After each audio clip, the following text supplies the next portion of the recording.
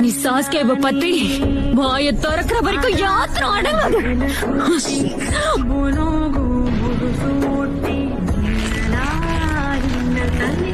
நீ இப்ப தொலைட்டோ நான் உன்னையும் கவனிக்க வேண்டி வரும். தயவு செஞ்சு நிறுத்து கௌரி.